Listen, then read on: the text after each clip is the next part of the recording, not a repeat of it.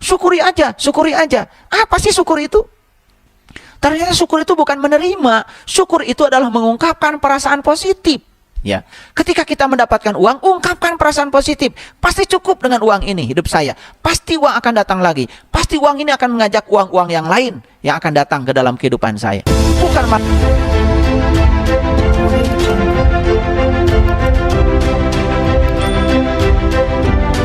Bukan suatu cara. Temukan suatu cara untuk membuat diri kita merasa nyaman. Dengan cara apa? Bisa dengan berimajinasi. Jadi bahwa tagihan itu bukan benar-benar tagihan, melainkan kebaikan hati, ya, kebaikan hati kita atas pelayanan hebat yang mereka berikan. Seperti yang saya sampaikan tadi. Jadi tagihan itu tidak ditafsirkan sebagai tagihan, tetapi adalah kebaikan hati kita atas pelayanan hebat yang mereka berikan kepada kita. Jadi tidak transaksional. Jadi orang memberikan pelayanan yang hebat kepada kita, ya kita memberikan kebaikan hati kepada mereka. Kan bagus kalau diimajinasi seperti itu daripada kita merasa kerampokan. Jadi bayangkanlah bahwa tagihan itu adalah seperti itu. Atau gunakan rasa syukur yang ditujukan kepada perusahaan yang memberikan tagihan itu atas manfaat pelayanan yang telah kita terima. Nah, selama ini kan kita tidak berfokus pada hal yang positif. Bahkan pelayanan dari perusahaan yang menagih pun mungkin kita lupakan. Padahal pelayanan hebat perusahaan yang memberikan tagihan kepada kita itu sebenarnya sudah memberikan layanan yang luar biasa dibandingkan dengan yang harus kita bayar. Nah, karena kita sudah bereaksi negatif, kemudian mengungkapkan perasaan yang negatif, akibatnya kita akan terus-menerus ya mendapatkan kesulitan. Ingat ya, kita diganjar bukan atas apa yang kita kerjakan atau atas waktu kita juga, tetapi atas takaran cinta yang kita berikan. Sekali lagi, kita akan diganjar oleh semesta atas apa yang kita, bukan atas apa yang kita kerjakan, bukan atas waktu kita, tapi kita akan diganjar oleh semesta atas takaran cinta kita. Jadi seberapa besar cinta yang kita berikan di situ. Sekali lagi, cinta yang saya maksud adalah kekuatan positif, bukan rasa perasaan. Ya, oke. Ketika kita menerima gaji misalnya, syukuri gaji itu supaya berlipat ganda. Kebanyakan orang justru merasa tidak nyaman ketika menerima gaji karena mereka khawatir tidak cukup. Maka benar-benar tidak cukup. Nah, itulah perasaan yang buruk tentang uang. Jadi ketika mendapatkan uang itu sudah berpikir tidak cukup. Sudah berpikir tidak cukup, maka benar-benar tidak cukup. Makanya saya ingin berbagi sedikit ya pengalaman keluarga saya. Jadi bapak saya itu hanya seorang pekerja di perkebunan teh dulu. Ya, mohon maaf ya. Bukan kami mau merendahkan pekerjaan ayah saya. Karena bagi saya pekerjaan ayah saya adalah pekerjaan yang sangat mulia. Karena dengan pekerjaan itu kami bisa hidup. Bisa dibayangkan ya berapa penghasilan yang didapat oleh ayah saya. Tapi saya itu bersyukur ya karena punya ayah dan ibu. Dan sepanjang hidupnya itu saya belum pernah melihat ayah dan ibu itu cekcok soal uang. Apalagi berantem soal uang. Tidak pernah itu. Tidak pernah kami menyaksikannya. Jadi kami 11 bersaudara. 11 bersaudara. Nah, saya sebetulnya baru menemukan rahasianya sekarang. Kenapa ya? Dengan penghasilan segitu kok kami cukup. Tidak pernah punya utang ke warung.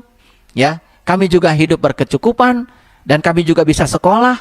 Ya, gitu. Walaupun ya tentu saja sekolah bukan dari situ. Karena semesta punya cara sendiri. Karena kami selalu berpikiran yang positif saja bahwa kami bisa. Bahwa itu mungkin. Dan itu filsafat yang ditanamkan orang tua saya kepada kami. Jadi ketika menerima gaji itu, ya saya sendiri dulu waktu SMP itu saya sendiri yang sering mengambil gaji itu, ya. Jadi ketika gajian itu ke perkebunan itu bapak suka nyuruh saya gitu. Dan ketika saya sampaikan pada ibu, saya melihat betapa bersyukurnya ibu saya, betapa bersyukurnya ayah saya.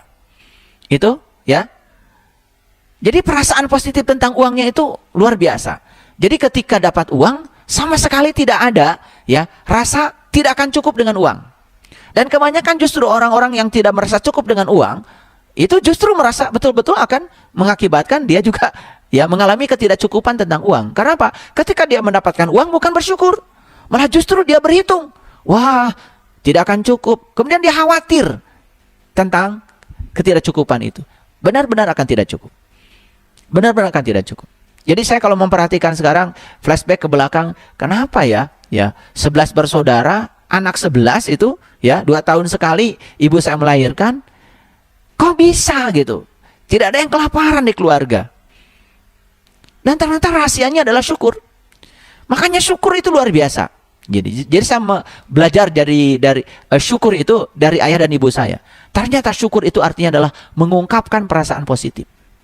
Jadi syukur itu artinya adalah mengungkapkan perasaan positif. Karena selama ini kita sering bicara syukuri aja, syukuri aja. Apa sih syukur itu? Ternyata syukur itu bukan menerima. Syukur itu adalah mengungkapkan perasaan positif. Ya, ketika kita mendapatkan uang, ungkapkan perasaan positif. Pasti cukup dengan uang ini hidup saya. Pasti uang akan datang lagi. Pasti uang ini akan mengajak uang-uang yang lain yang akan datang ke dalam kehidupan saya. Bukan malah justru berpikir, wah kalau segini tidak akan cukup. Wah kalau malah ketika mendapatkan gaji, kita merasa tidak nyaman. Jadi saya sering diskusi ya dengan banyak teman saya. Ya, kalau PNS kan tanggal 1 gajiannya. Justru kalau tanggal 1 itu malah wajahnya tidak bahagia. Kenapa? Karena setiap gajian itu justru merasa tidak nyaman. Menerima gaji merasa tidak nyaman. Khawatir tidak cukup. Benar-benar tidak akan cukup. Ini ya rahasia semesta yang sangat luar biasa. Jadi ketika uang datang kepada kita, seberapa kecil pun bersyukur. Nah, bersyukur sekali lagi, ungkapkan perasaan positif. Ya, ingat apapun yang kita syukuri akan berlipat ganda. Itu sudah disampaikan dalam kajian yang sebelumnya. Jadi rasa syukur adalah pengganda yang sangat dahsyat. Pengganda yang sangat dahsyat. Tapi rasa syukur yang dimaksud adalah mengungkapkan perasaan positif. Jadi ketika kita mendengarkan orang lain menerima uang atau mencapai sukses yang lebih besar, apa perasaan kita? Apakah hati kita ikut bersenang? Dan seolah-olah itu sedang terjadi pada kita. Kalau itu yang terjadi dalam perasaan kita, itu artinya kita berada pada frekuensi mereka yang sedang sukses itu. Kalau reaksi kita negatif, iri, cemburu, maka kita tidak berada dalam frekuensi mereka. Maka kesuksesan yang mereka capai tidak mungkin akan menghampiri kita. Coba lihat ya, orang-orang yang hidupnya susah, itu dapat diperiksa. Mohon maaf, saya bukan menuduh.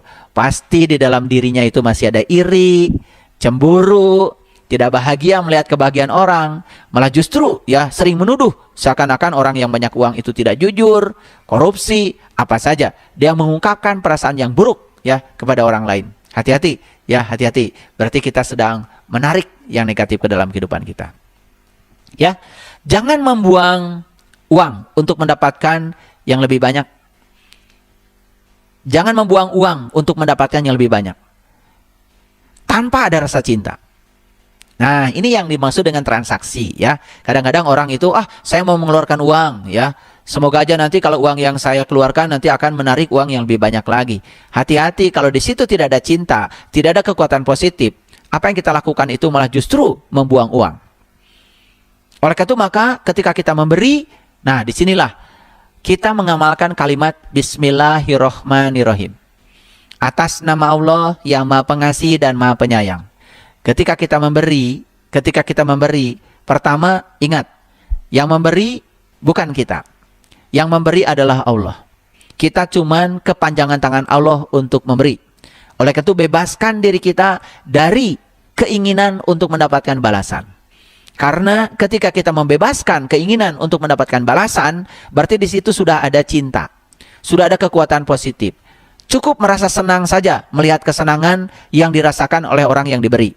Makanya ketika yang memberi senang, yang diberi senang, dua-duanya sama-sama senang, kemudian tidak mendapatkan, tidak mengharapkan apapun ya dari suatu pemberian, disitulah berarti kita sudah menggunakan uang dengan kekuatan cinta. Dan pasti kalau kita menggunakan kekuatan cinta, mengungkapkan perasaan positif, maka apa yang kita ungkapkan, itu yang akan kita terima, tanpa berharap apapun. Ketika kita membagikan uang, rasakan cinta. Rasakan cinta ketika kita memberikannya. Maka cinta itu akan kembali kepada kita. Bukan soal berapa yang kita berikan, tetapi seberapa besar cinta yang kita muat ke dalam pemberian itu. Itu yang akan menghasilkan pelipat gandaan. Sekali lagi, bukan soal berapa besar uang yang kita berikan, tetapi berapa besar cinta yang dapat kita muat ke dalam pemberian itu. Itu yang lebih penting. Bukan berapa besar uangnya, tapi cinta yang kita muat dalam pemberian itu. Bila kita kesulitan tentang uang, supaya merasa nyaman, doakan keberlimpahan kepada orang-orang yang berpapasan dengan kita. Pandang setiap wajah mereka. Bayangkan kita memberikan sejumlah banyak uang kepada mereka. Dan bayangkan kesenangan mereka. Ini imajinasi. Ketika kita kesulitan tentang uang, jangan khawatir. Kepada setiap orang yang berpapasan dengan kita, ya, imajinasikan kita sedang memberikan uang kepada mereka. Dan bayangkan betapa bahagianya mereka. Saya percaya kesulitan tentang uang tidak akan terlalu lama. Rasakan dan beralih kepada orang lain. Itu akan mengubah perasaan kita terhadap uang. Dan itu yang akan mengubah kondisi keuangan kita. Nah, kita masuk pada Quran surat At-Tolak. At-Tolak ayat 2, ayat 3. A'udzubillahi minasyaitonirrajim. Bismillahirrahmanirrahim. Wa may yattaqillaha yaj'al lahu makhraja wa yarzuqhu min haitsu la yahtasib. Wa may yatawakkal 'ala Allah fahuwa hasbuh. Innallaha balighu amri qad ja'alallahu likulli syai'in qadra. Barang siapa yang bertakwa kepada Allah, niscaya dia akan mengadakan baginya jalan keluar. Bertakwa kepada Allah itu apa? Kan takwa itu tawadu, qanaah, wara, ikhlas. Itu huruf takwa 4. Tawadu, qanaah, wara, ikhlas. Tawadu rendah hati, qanaah, ya, menerima semua hal yang terjadi dengan pikiran yang positif, dengan perasaan yang positif. Wara, memiliki rasa malu. Malu oleh diri sendiri, malu oleh sesama, malu sama Allah. Karena rasa malu itu adalah bentengnya iman. Dan yang keempat adalah ikhlas. Ikhlas berarti kita sudah menemukan, ya, menemukan bakat kita, sudah menemukan personal jenusan kita, sehingga kita melakukan apapun dalam hidup ini yang kita sukai. Dan itu pasti akan berkembang.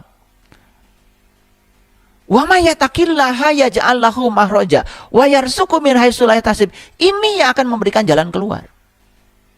Ternyata jalan keluar itu hanya bisa dilewati lewat jalan takwa. Tawadu, qanaah, wara, ikhlas.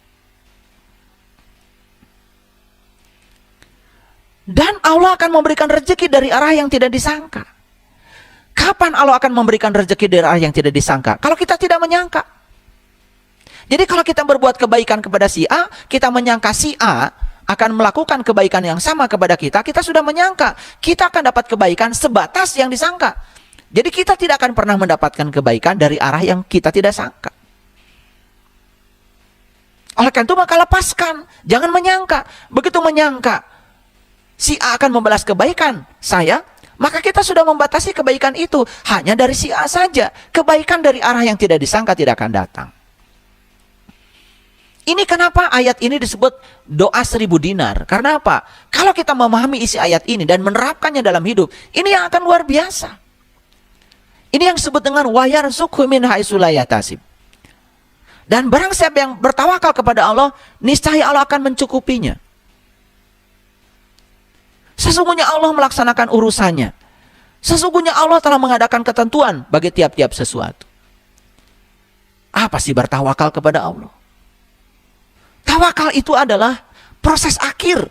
Setelah kita memikirkan yang positif, kemudian kita merasakan yang positif, kemudian kita sudah berikan respon itu. Sudah berikan stimulus itu kepada semesta. Lalu lihat respon semesta kepada kita. Menerima respon semesta kepada kita itu namanya tawakal. Makanya siapa yang bertawakal kepada Allah, maka Allah yang akan mencukupkannya.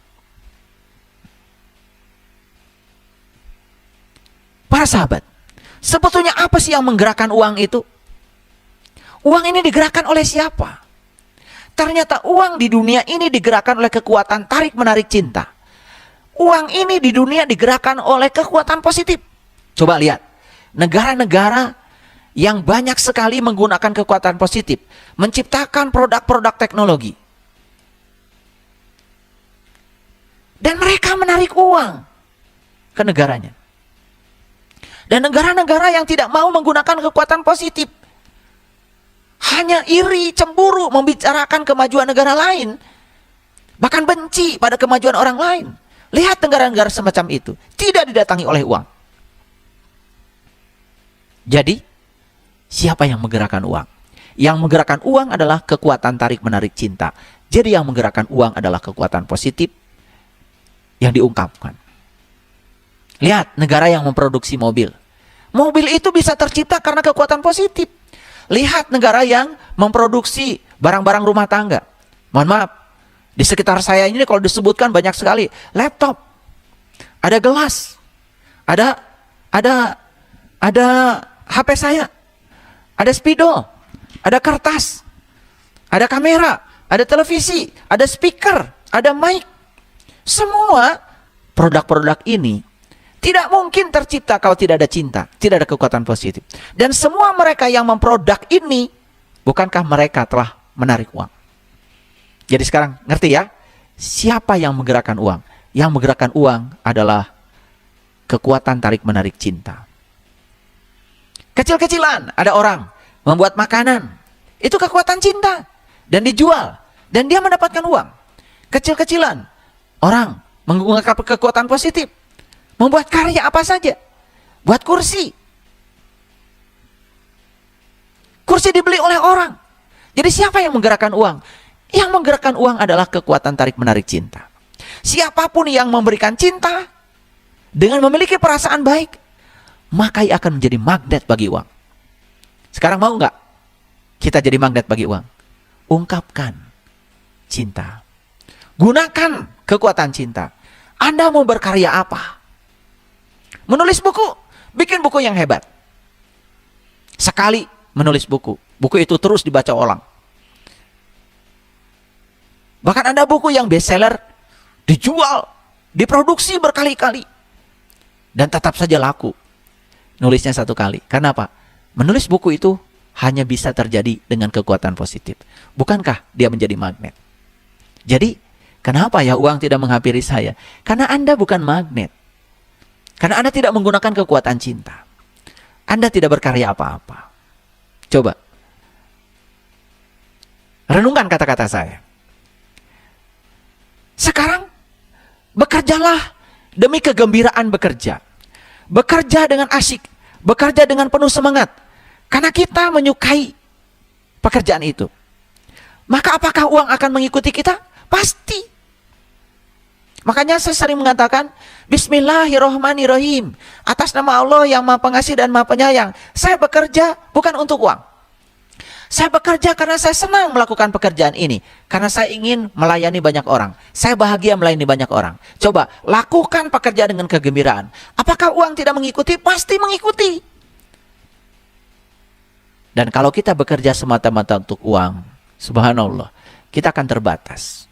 Kita akan terbatas. Walaupun uang itu datang, sangat transaksional. Dan uang itu sebentar datang, sebentar hilang. Uang tidak akan pernah membersamai kita dalam jangka waktu yang panjang.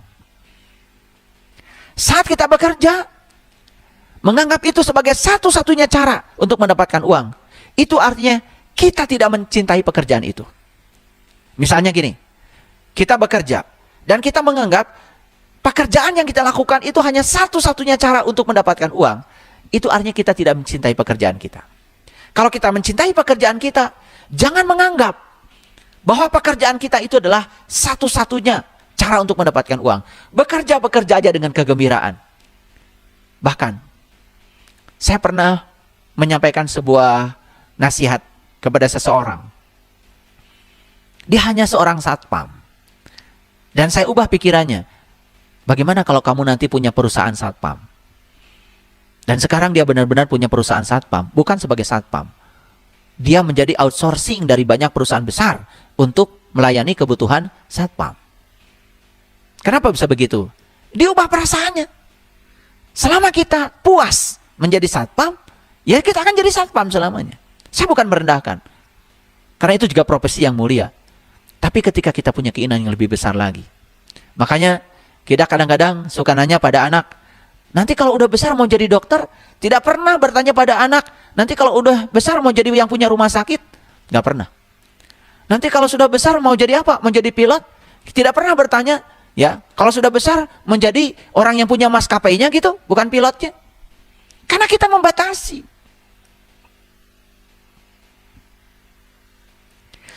Jadi sukses bukanlah kunci kebahagiaan. Karena kebahagiaanlah kunci sukses.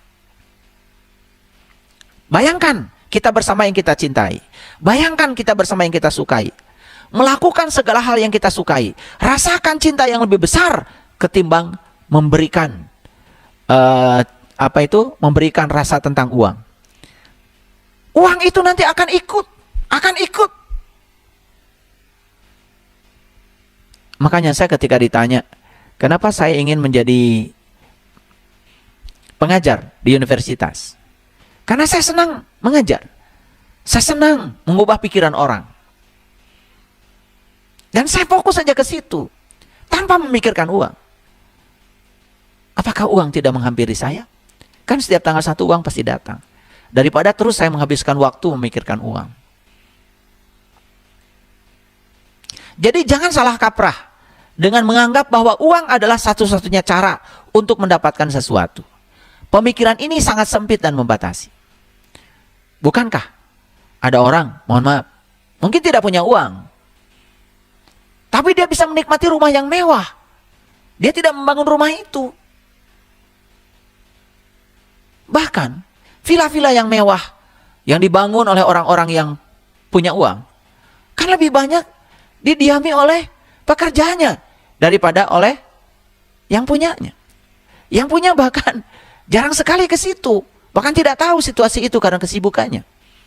Jadi jangan pernah menganggap untuk mendapatkan sesuatu yang kita inginkan itu harus dengan uang. Karena apa? Pemikiran ini sangat sempit. Pemikiran ini membatasi. Betul bahwa uang bisa untuk mendapatkan sesuatu. Tetapi kadang-kadang banyak orang yang mendapatkan sesuatu tidak harus memiliki uang.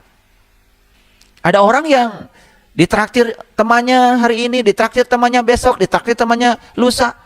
Dia juga tidak punya uang tapi makan terus di restoran yang enak. Kan bisa seperti itu kalau kita tidak membatasi.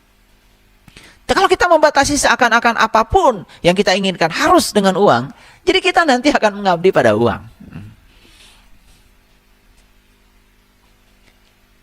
Jadi ada peraturan tentang uang. Peraturannya apa? Jangan pernah menempatkan uang di atas cinta. Bila kita melakukannya berarti melanggar hukum tarik-menarik. Dan kita akan menerima serangkaian hal yang negatif. Uang adalah sarana untuk kita gunakan. Dan kita mendatangkan uang lewat cinta. Jadi uang didatangkan lewat cinta. Ungkapan aja cinta. Uang akan datang lewat cinta. Jadi jangan tempatkan uang di atas cinta. Maka hal-hal negatif akan datang kepada kita. Para sahabat, jika kita mengharapkan cinta, cobalah menyadari bahwa satu-satunya cara untuk mendapatkan cinta adalah dengan mengungkapkan rasa cinta. Semakin banyak kita memberi, semakin banyak kita mendapat. Satu-satunya cara untuk memberikannya adalah dengan memenuhi diri kita dengan cinta.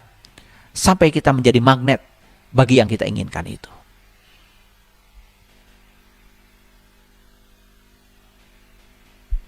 Jadi, kesimpulannya, kita semestinya memiliki uang yang diperlukan untuk hidup. Kita tidak semestinya sengsara karena ketiadaan uang. Karena penderitaan akan menambah hal-hal negatif kepada dunia. Keindahan hidup adalah ketika kita mengedepankan cinta. Maka seluruh uang yang kita butuhkan untuk menjalani kehidupan yang lengkap akan datang kepada kita. Jadi, ungkapkan cinta, uang akan datang.